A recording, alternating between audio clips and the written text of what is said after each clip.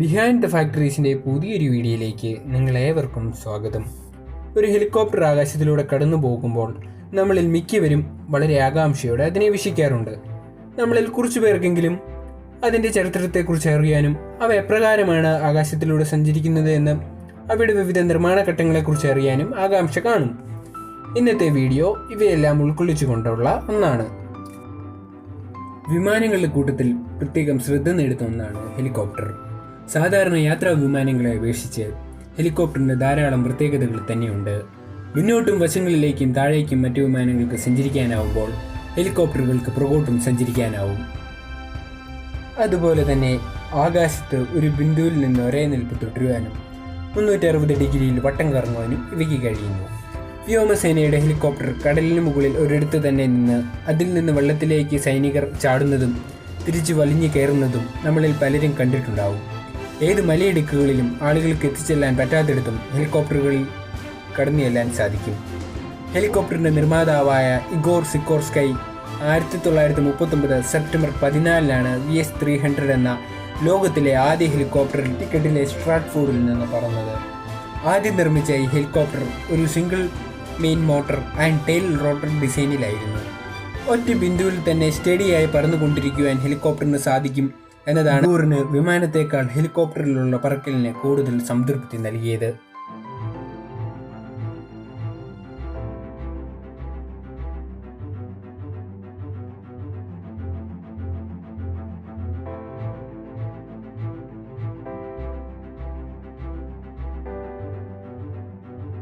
ഇനി ഒരു ഹെലികോപ്റ്റർ പറക്കുന്നത് എപ്രകാരമാണെന്ന് നമുക്ക് നോക്കാം.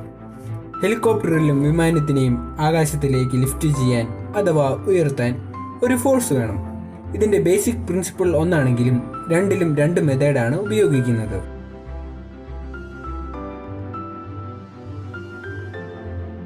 വിമാനത്തിൻ്റെ ലിഫ്റ്റ് ഫോഴ്സ് ഉൽപ്പാദിപ്പിക്കപ്പെടുന്നത് അതിൻ്റെ ചിറകിൽ ഘടിപ്പിച്ചിരിക്കുന്ന എഞ്ചിനിൽ ഉൽപ്പാദിപ്പിക്കുന്ന ഫോഴ്സിൽ നിന്നാണ്. എന്നാൽ ഹെലികോപ്റ്ററിൽ അതിൻ്റെ ലീഫിൻ്റെ റൊട്ടേഷൻ ചെയ്തുണ്ടാക്കുന്ന ഫോഴ്സിൽ നിന്നാണ് ആകാശത്തിലേക്ക് ലിഫ്റ്റ് ചെയ്യാനുള്ള ഫോഴ്സ് ഉണ്ടാകുന്നത്.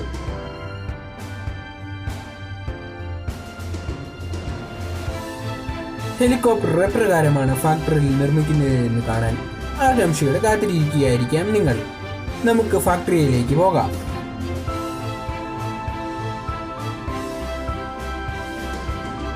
ഹെലികോപ്റ്റർ നിർമ്മാണത്തിലെ ആദ്യഘട്ടം എന്നുള്ളത് ഹെലികോപ്റ്റർ നിർമ്മിക്കാൻ ആവശ്യമായ പല സൈസിലുള്ള പല തരത്തിലുള്ള സാമഗ്രികൾ നിർമ്മിക്കുക എന്നുള്ളതാണ്.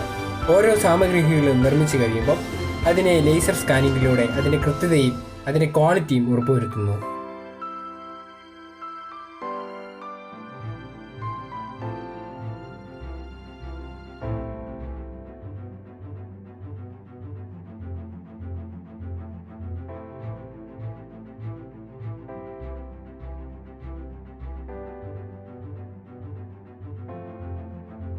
വളരെ സൂക്ഷ്മതയോടെയും കൃത്യതയോടെയുമാണ് ഹെലികോപ്റ്റർ നിർമ്മാണത്തിന് ആവശ്യമായ ഓരോ പാർട്സും നിർമ്മിക്കുന്നത്.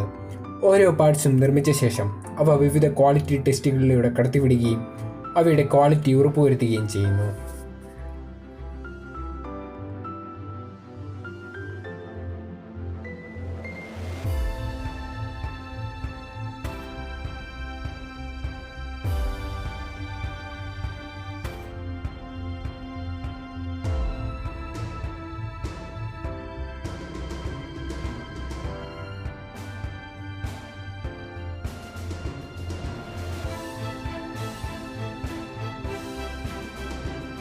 ഹെലികോപ്റ്റർ നിർമ്മാണത്തിലെ രണ്ടാം ഘട്ടം എന്നുള്ളത് ഹെലികോപ്റ്ററിൻ്റെ എഞ്ചിൻ അസംബ്ലിയാണ്.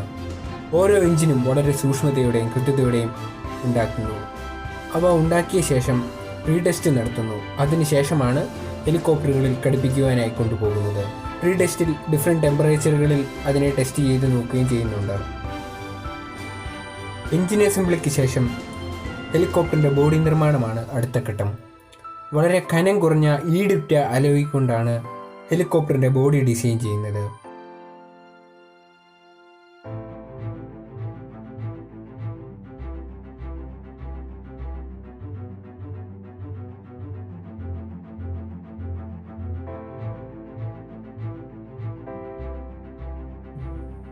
ഹെലികോപ്റ്റേഴ്സിൻ്റെ ഇൻറ്റീരിയേഴ്സ് ഡിസൈൻ ചെയ്യുന്നത് വളരെ വെയിറ്റ്ലെസ് ആയ മെറ്റീരിയൽസ് കൊണ്ടാണ്.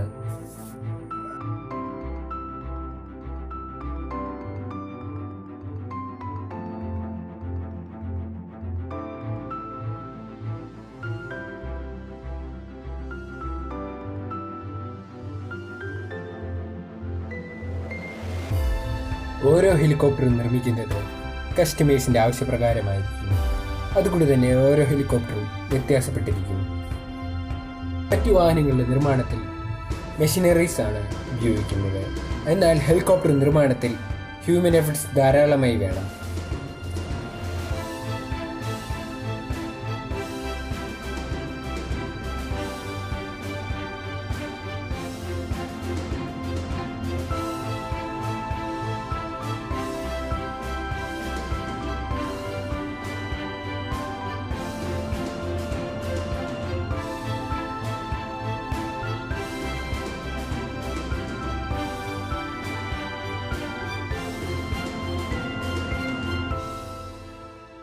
നിങ്ങൾക്കെല്ലാവർക്കും വീഡിയോ ഇഷ്ടപ്പെട്ടു എന്ന് കരുതുകയാണ്. വീഡിയോ ഇഷ്ടപ്പെടുകയാണെങ്കിൽ ലൈക്ക് ചെയ്യാനും ഷെയർ ചെയ്യാനും സബ്സ്ക്രൈബ് ചെയ്യാനും മറക്കരുത്. നിങ്ങളുടെ അഭിപ്രായങ്ങൾ താഴെ കമൻ്റായി രേഖപ്പെടുത്തുക. വീഡിയോ അവസാനം വരെ കണ്ടതിന് നന്ദി. ഇതുപോലത്തെ യൂസ്ഫുൾ വീഡിയോസ് ലഭിക്കാനായി നമ്മുടെ ചാനൽ സബ്സ്ക്രൈബ് ചെയ്യുക.